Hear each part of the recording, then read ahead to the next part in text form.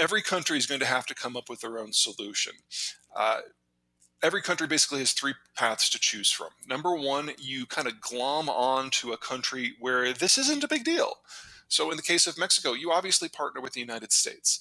The Japanese, for example, have decided that that's the way to go. And they cut a deal with both Donald Trump and Joe Biden. The Japanese are the only country to pull that off so far, and they are now part of the inner circle of the American strategic network. Second, you can find a way to go it alone. Maybe you don't need the allies. Maybe what you need is close and you can do kind of a neo-imperial system. I can see the French doing this. I can see the Turks doing this.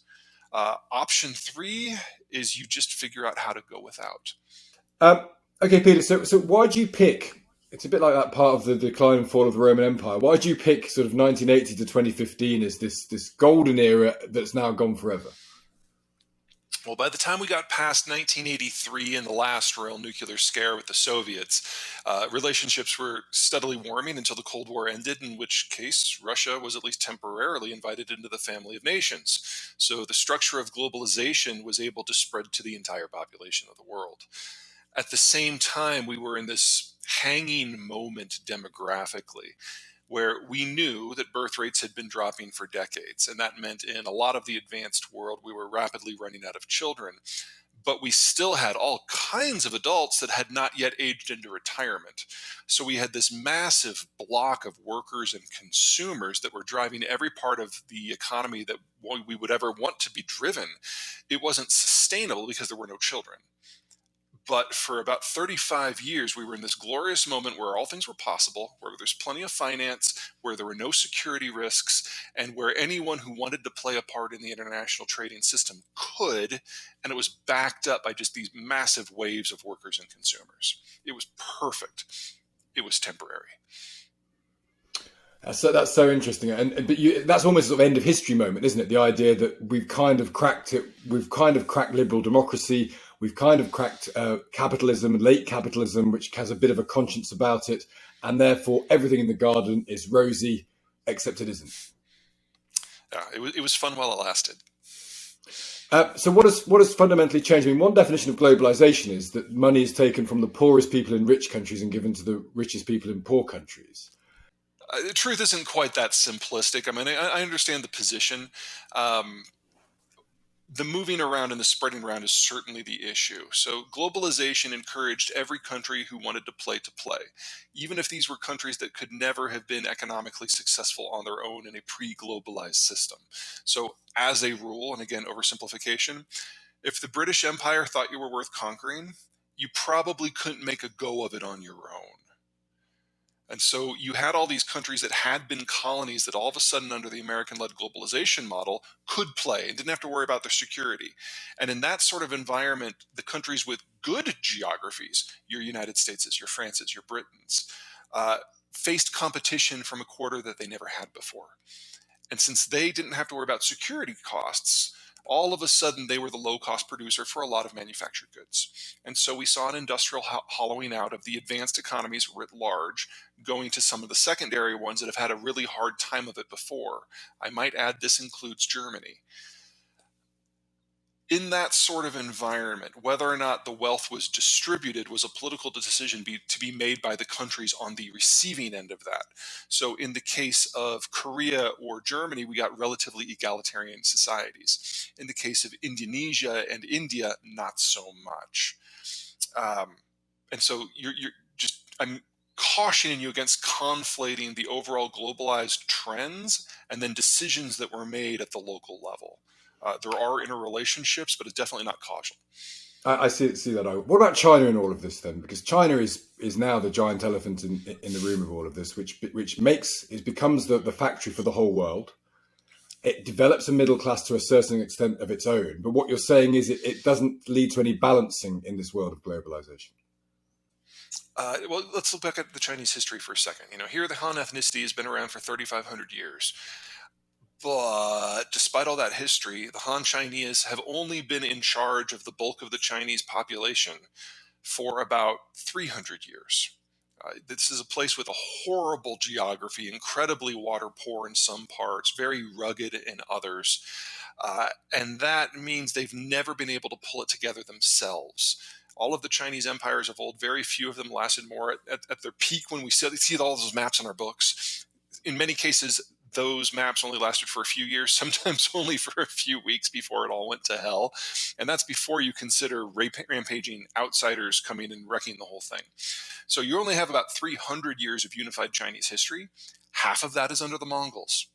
Half of the rest is since 1945, when the Americans sent the Europeans and the Japanese home. So this myth that China has always been the biggest component of humanity is just that, a myth. And it was only with the globalized system in 1945 that the Chinese finally didn't face an external oppressor and could get around to the busy work of consolidating their own country under Mao. Fast forward to the Nixon-Mao summit of the 70s, and in order to turn the Chinese against the Russians, the Chinese were invited into the globalized order by the Americans. And that created the China that we know, a China with no security threats, a China with access to a world full of raw materials and markets. So this is an artificial construct carried out under an artificial environment in the most atypical period in human history. So of course they did well. But you break any part of that. You remove the Americans from the equation and globalization breaks. You look at their demographics and play it forward and you see that they don't have a workforce. And this goes away. So China, just like the world writ large, has enjoyed the best 35 years of its history, and it's over. And so your book posits what happens next. At one level, you could read this as a That is utopia, couldn't you? People actually producing goods for themselves. The world shrinks once more. The world expands once more. It's got too easy for people to be connected, and actually countries could become more independent again. But that's not really what you're saying, is it? right. I mean, think of it this way. Let's say it was just you. How long would it take you to make a smartphone? It's like the idea of producing goods for yourself sounds great until you want something that is more advanced than yarn. Specialization is what brings us the modern world. Is what's allowing this call right now, linking two continents together in real time. Something as simple as, I just bought myself some new earbuds. There's 1,200 supply chain steps to this. The idea that any one country could pull that off is asinine. And that's before you start considering the fact that we now have over half of the human population dependent directly on food imports, and about 3/4 of the world's population dependent upon fertilizer imports so that they can grow their own food. The degree of interconnectivity that we have is extreme. And if you break down the trade links that make all of that possible, we don't get to do this with 8 billion people. And we do not get to do this with our current standard of living. So is this a sort of Malthusian moment in your view, where ultimately we can't sustain the populations that we have? I don't know if I'd quite use that word, because that assumes the steady state system, and it's the system itself that is cracking apart. When we go into a more regional or even national economic model, the global whole that we've become used to these last 45 years, that is what breaks up. That is what is in danger. And there are parts of the world that were not able to expand their populations until they could import food, thinking primarily about the Middle East here. And there are portions of the world that were not able to get into manufacturers trade until the security environment changed, thinking primarily East Asia with this. And then there are parts of the world that have had to go to war for energy in the past, but haven't recently. Now I'm thinking about Europe. If we remove those inputs that come from a different continent, we've got to find a way to do it either closer to home, or we have to venture out to get it ourselves. Now, in the case of my country, we're the world's largest producer of energy, world's largest producer of food. We're the second largest manufacturing partner. Power, you throw in Mexico and Canada, and we're very close to Canada, or to the Chinese already. This is a bumps in the road sort of scenario. Now, we're American. We're going to panic about the bumps in the road. That's just how we are. But if you look at other portions of the world, the degree of dislocation that is now being forced upon them is becoming very real, very fast. To use an example in your backyard, we had the Nord Stream pipeline shut down last week. That is the number one transit point for getting Russian natural gas into Germany. The German economy isn't like the British or the American economy. We're a little bit more lackadaisical about our supply chains, and that allows us to diversify. The Germans keep it all in house. So yes, some of that natural gas is used for electricity, but most goes into chemicals and petrochem. That forms the basis of German heavy industry. Those inputs are not exported. Those inputs are then used in medium and light industry in Germany. So they just lost the base material that allows modern Germany to exist. And we're going to find out this year how well that's going to go.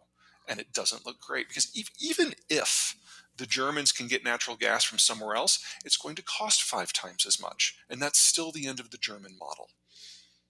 But equally, that will also impact on our ability to get gas as well, because we'll all be trying to buy the same amount of gas and the prices will go up. So there will be knock-on effects outside of Germany as well. Absolutely. Just keep in mind you have a navy and they do not.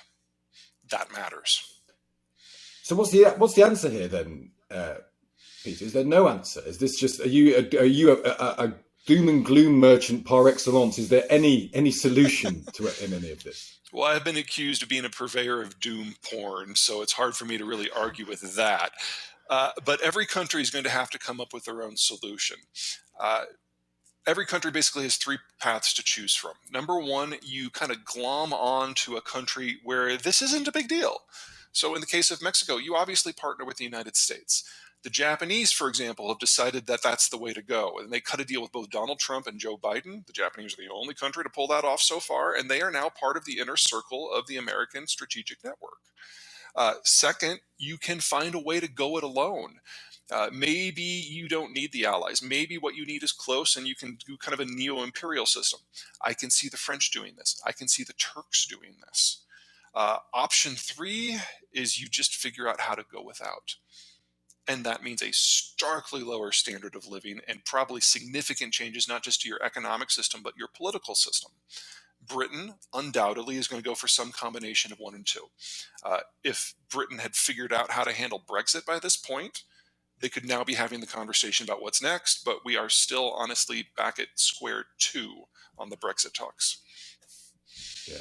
I mean, there's no way of embracing a rolling back of technology, that we don't need smartphones in the way that we have them now. We don't need this level of connectivity because actually it's ruining our lives. It's compromising our mental health. And this could be a good thing shrouded in a bad thing.